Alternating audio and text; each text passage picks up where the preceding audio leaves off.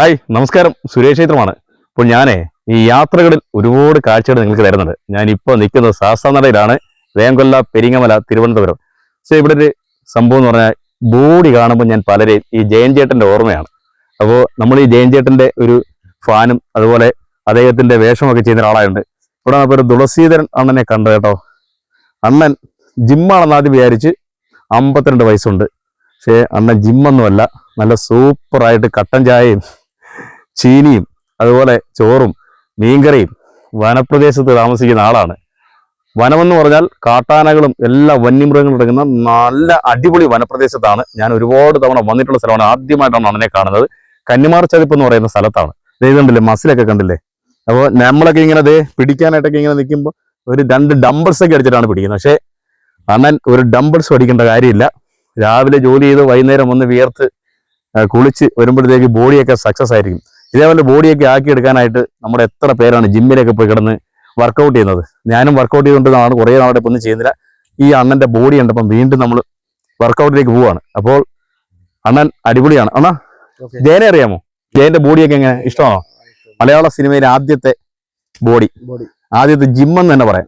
അന്നത്ര ജിമ്മന്മാരില്ലായിരുന്നു 45 വർഷം മുമ്പ്. സിനിമ കണ്ടിട്ടുണ്ടോ? ഫാൻസ് ആണോ? അപ്പോ എവിടെ ചെന്നാലും ജയൻ ചേട്ടന്റെ ഫാൻസ് അല്ലാത്ത ആരുമില്ല. തുളസി ചേട്ടന് 52 വയസ്സുണ്ട്. ഒരുപാട് സിനിമകളൊക്കെ കണ്ടിട്ടുള്ള ആളായിരിക്കും അല്ലേ? ഇഷ്ടം പോലെ കണ്ടിട്ടുണ്ട്. ഏത് തിയേറ്ററിൽ പോയാൽ കാണുന്ന സിനിമയൊക്കെ അന്ന്? നമ്മള് ഇവിടെ കഞ്ഞിട്ടമൂട്, പിന്നെ കടയ്ക്കൽ, അഞ്ചല് ഇവിടെയൊക്കെ പോയി സിനിമകൾ കണ്ടിട്ടുണ്ട്. ഫൈറ്റ് സിനിമകൾ. ജയന്റെ ബോഡിയാണ്. അതേപോലെ അണ പിടിച്ച വിങ്സ് ഒക്കെ നല്ല അണലുണ്ട്. വിങ്സ് ഒക്കെ കണ്ടില്ലേ, നല്ല അടിപൊളിയായിട്ടിരിക്കുകയാണത്.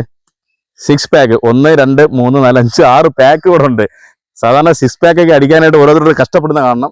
അപ്പോൾ നമ്മൾ ഈ 6 പാക്ക് അടിക്കാനൊന്നുമല്ല ജിമ്മിൽ പോകൊണ്ടിരുന്നത്, നമ്മളൊരു ബോഡി ഷേപ്പ് ആക്കാൻ. അതൊക്കെ ആയിരുന്നു. ഇപ്പം നമ്മളൊന്നും ചെയ്യാത്തതുകൊണ്ട് ഈ ബോഡി ചെയ്യുന്നവർ നല്ലോണം ചെയ്തുകൊണ്ടിരുന്ന എല്ലാ ദിവസവും ഒരു മണിക്കൂറെങ്കിലും വർക്കൗട്ട് ചെയ്താൽ കൊള്ളാം. അണ്ണ എന്നും ജോലി ചെയ്യുന്നതുകൊണ്ട് ആ ബോഡി അതുപോലെ തന്നെ ഇരിപ്പുണ്ട്. ഇഷ്ടപ്പെട്ട്. അപ്പോൾ ജയൻ ചേട്ടൻ്റെ ഒരു ബോഡി, ജയൻ ചേട്ടൻ അത്ര ഹൈറ്റ് ഒന്നും ഇല്ലെങ്കിൽ അണ്ണൻ നല്ല ബോഡിയാണ്.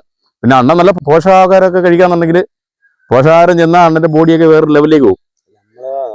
അണ്ണൻ സാധാരണ നാട്ടിൻപുറത്തുകാരനല്ല, വനപ്രദേശത്ത് താമസിക്കുന്നത്. ഇവിടെ കിട്ടുന്ന ഫുഡുകൾ മീനും സാധാ ആഹാരങ്ങളും ചീനിയും ഇല്ലേ, നമ്മുടെ സാധാരണ ഫുഡ് ചോറ് തന്നെ കഴിക്കുന്നത്. ഒരു മെനു ഇല്ല. ഒരുപാട് പേര് മെനു ഒക്കെ നോക്കി പ്രോട്ടീൻ പൗഡറൊക്കെ അടിച്ചു കയറ്റി കഷമൊക്കെ പിരിപ്പിച്ച് നടക്കുമ്പോഴാണ് ഇവിടെ അടിപൊളി ഒരു ബോഡി ഇതേ കണ്ടില്ലേ. അങ്ങനെ നമുക്ക് ജയൻ ചേട്ടൻ്റെ ആരാധകനെ വനപ്രദേശത്ത് വെച്ച് കാണാൻ പറ്റി. പെരിങ്ങമല പഞ്ചായത്തിൽ ശാസ്താനടയിൽ കന്നിമാർ ചതിപ്പിൽ താമസിക്കുന്ന ചേട്ടനെ ഇനി അടുത്ത സിനിമ വരുമ്പോൾ ഞാനും വിളിക്കും. ചേട്ടൻ പറഞ്ഞ് ഷൂട്ടിംഗ് ഉണ്ടെങ്കിൽ നമുക്ക് ഇവിടെ വെച്ച് ചെയ്യാം. അതായത് കുഞ്ഞ് വർക്ക് ചെയ്യുന്നുണ്ട്.